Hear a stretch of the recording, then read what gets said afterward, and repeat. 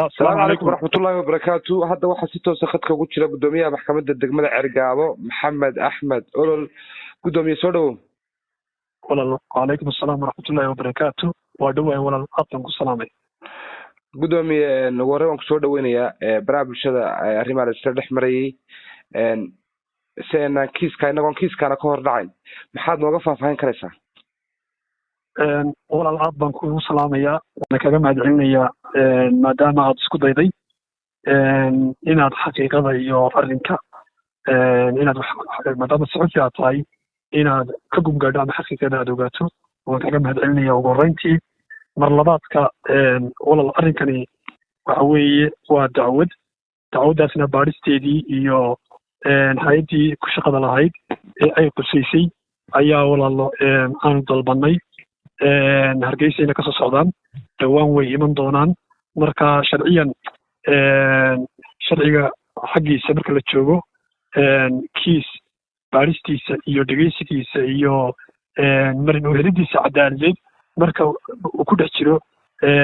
sharciyan waa wax mamnuuc ah in maxaan ku raadayay la faafiyo ama baraha bulshada la geliyo taas oo micnaha ay ku iman karto in cadaaladii la marin habaabiyo oo si khaldan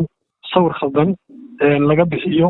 marka arrinkaas baraha bulshada walaal waxaan u arkaa arrin la marin habaabinayo cadaaladii insha Allah hay'adda ku siisay dhageysigeeda xaq u hayna dhawaan bay iman doontaa kiiska iyo gungaadkiisa iyo wuxuu ku intoodana insha Allah waxaan rajayn doonaa in cadaalad ay ku soo dhamaan doonto insha Allah waa tahay gudoomiye kiis lacagtan lagu eedeynayo ama baraha bulshada soo dhigay waxa weeye lacag $15,000 adigoon kiiska mar labaad ka hor dhacay lacagtaasi ma jirtaa mise ma jirto walaal ka hor dhici maayo ma jeceli kiiskaas inaan sii guda galo maadaama ay dacwad ay tahay dacwaduna meeshii sharcigu ugu talagalay iska difaaceeda iyo doodeedaba ayaan insha Allah marin doonaa aadna waan kaga mahad celinaya cid kastoo faafisay wararka been abuurka ah ee sharaftayda iyo karaamadayda wax lagu yeelayo lagu dhaawacayo ee lagu talagalay in lagu nafqaamiyo marnaba maxaan ku raadayay hay'adii sharciga ahaa ee shaqadooda isqalad lahaa ayaan la tiigsan doonaa insha Allah iyagana iyo shirkadii daabacday ee xogtayda shakhsiga ah iyadoo aanay ogolaansho aragna iga haysan oo sharciyan awood sharcina u leh inay baadona aanay qoraal ka helin oo aanay maxaan ku raadayay ogolaansho ay ku dhamaado aan lagu soo amrin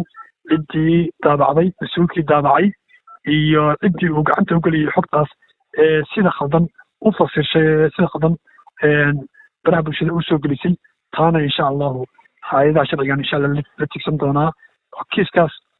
dhawaan baad keeni doontaan xogtiisa oo dhammaystiran insha Allah hay'adda sharciga walaal aad baad umahadsan tahay kaasi wuxuu ahaa gudoomiyaha maxkamadda degmada Cerigabo Maxamed Axmed Olol